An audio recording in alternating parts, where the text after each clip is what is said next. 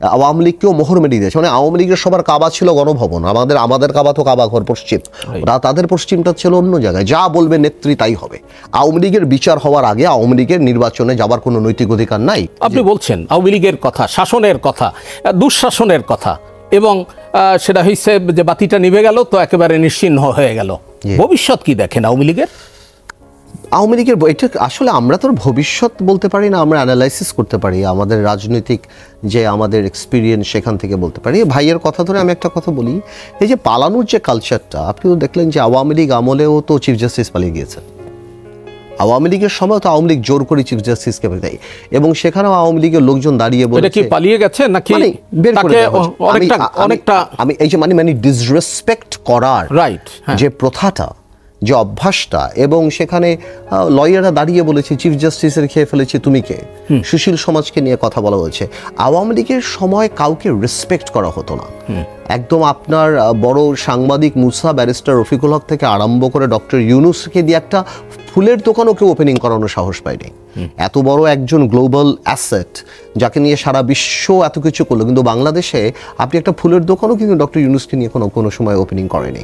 কেন? একজন মানুষের ভয়ের জন্য, শুধুমাত্র একজন মানুষ ভয়। এবং ভাইয়ের কথা একটু ধরি আমি আওয়ামী লীগের পরিচয় যাওয়ার সময়, যে দেখুন you have to understand Awami League কিন্তু 17 বছর ক্ষমতায়, আপনি কিন্তু রাতারাতি সবাইকে এই আমলাদেরকে বাদ দিয়ে দিতে পারবেন না, তাহলে কিন্তু একটা বিরাট কু হয়ে যাবে। এটা যেমন শেখ মুজিবুর বা বঙ্গবন্ধুর ওই সময় যে শেখ মনি লিখেছিল যে মনে মেয়ের আমলা দিয়ে নতুন বাংলা চলে না, না না, এই বাস্তব কিন্তু সেরকম না। এই বাস্তব, বিকজ সবাই কিন্তু আবার যারা চাকরি করেছে তারা একদমই আওয়ামী প্রেমিক ছিল না, 1% ছিল। আরেকটা তো মানুষের চারিত্রিক বৈশিষ্ট্য সরকারি অফিসারের, যে তাদের সাথে ভাঁজ দিয়ে থাকার।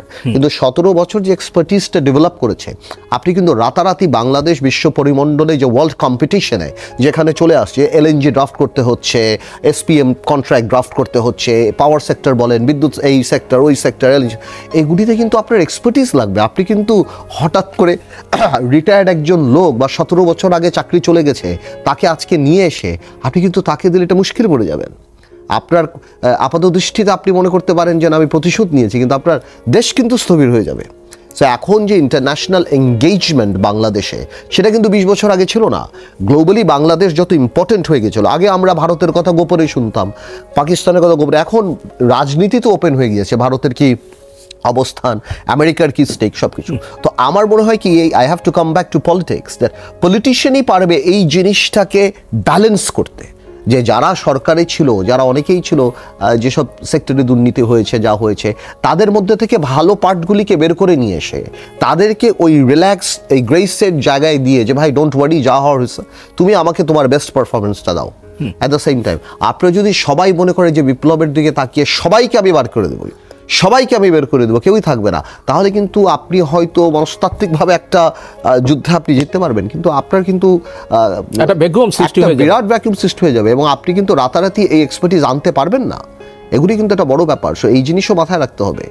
আচ্ছা, সেকেন্ড, আপনি যে পলিটিক্সের কথা বললেন, দেখুন বাংলাদেশ তো এই ধরনের পলিটিক্স কোনোদিন ফেস করে নাই।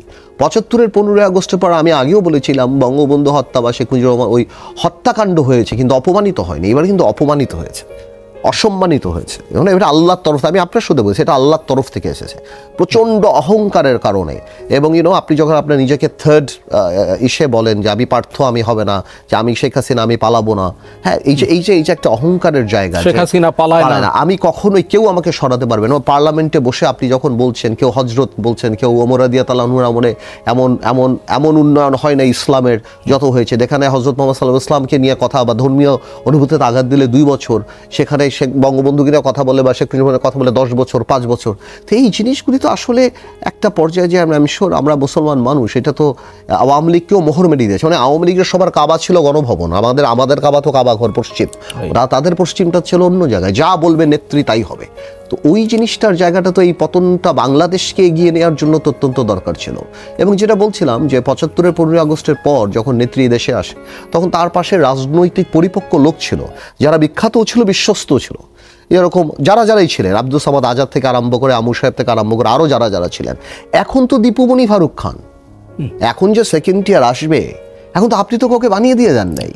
এখন প্রধানমন্ত্রীকে মেসি বানানো হয়েছে, কিন্তু মেসি খেলে আরামবাগে, তাহলে তো গোল হবে না। হ্যাঁ, আপনি প্রধানমন্ত্রীকে এমনভাবে 17 বছর সাবেক প্রধানমন্ত্রীকে এমনভাবে ফুলিয়ে ফাপিয়ে রাখা হয়েছে যে উনি মতো আনপ্যারালাল, উনি বাংলাদেশে আমাদের সাথে তো ঝগড়াও লেগে গেল।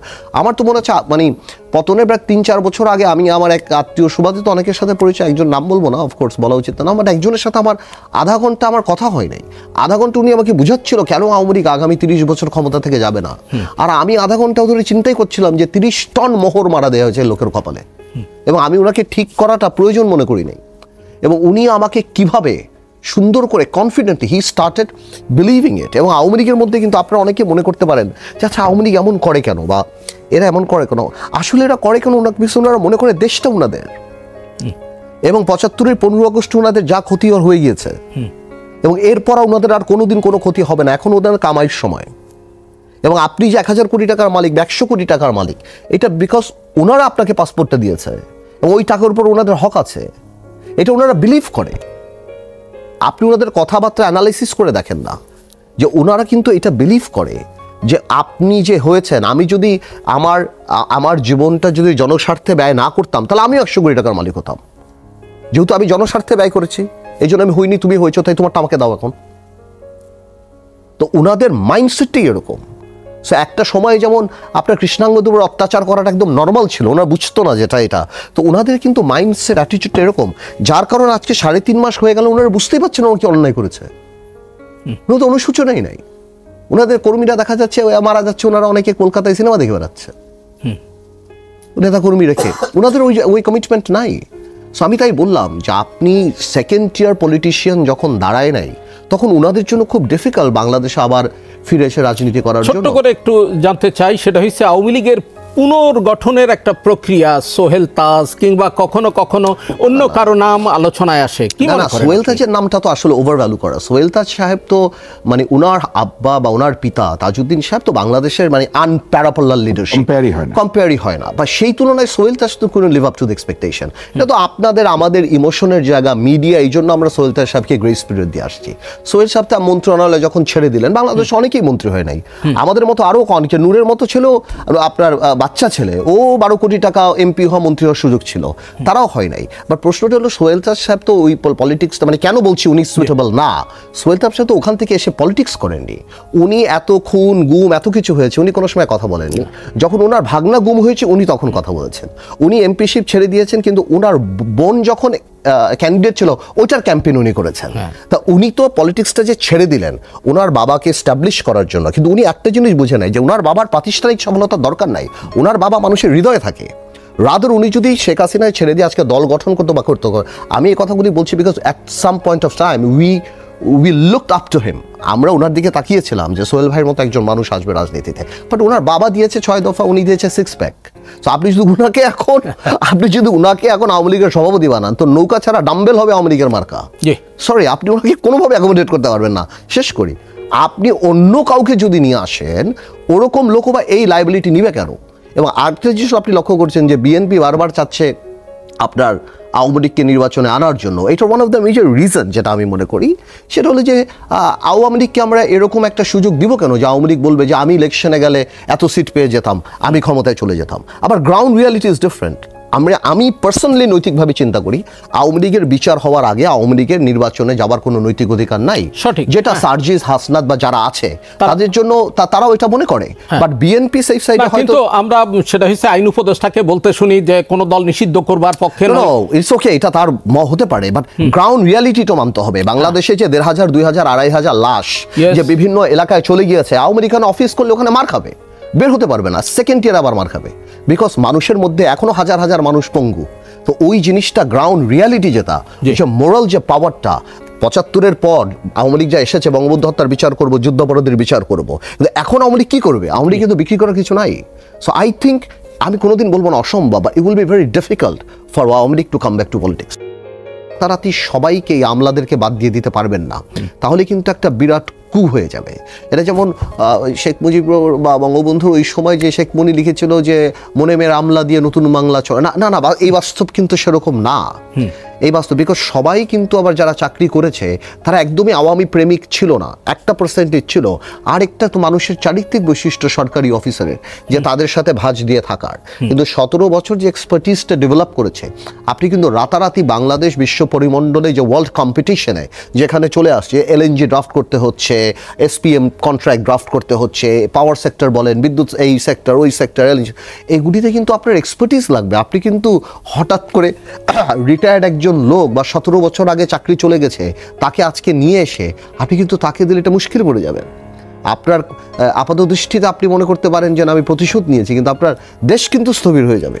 সো এখন যে ইন্টারন্যাশনাল এঙ্গেজমেন্ট বাংলাদেশে, সেটা কিন্তু 20 বছর আগে ছিল না। গ্লোবালি বাংলাদেশ যত ইম্পর্টেন্ট, টিশনই পারবে এই জিনিসটাকে ব্যালেন্স করতে, যে যারা সরকারে ছিল, যারা অনেকেই ছিল যেসব সেক্টরে দুর্নীতি হয়েছে, যা হয়েছে, তাদের মধ্যে থেকে ভালো পার্টগুলিকে বের করে নিয়ে এসে তাদেরকে ওই রিল্যাক্স, এই গ্রেসের জায়গায় দিয়ে যে ভাই ডোন্ট ওয়ারি, যা হওয়ার হয়েছে তুমি আমাকে তোমার বেস্ট পারফরমেন্সটা দাও। অ্যাট দ্য সেম টাইম আপনারা যদি সবাই মনে করে যে বিপ্লবের দিকে তাকিয়ে সবাইকে আমি বার করে দেবো, সবাইকে আমি বের করে দেবো, কেউই থাকবে না, তাহলে কিন্তু আপনি হয়তো মনস্তাত্ত্বিকভাবে একটা যুদ্ধে আপনি জিততে পারবেন, কিন্তু আপনার কিন্তু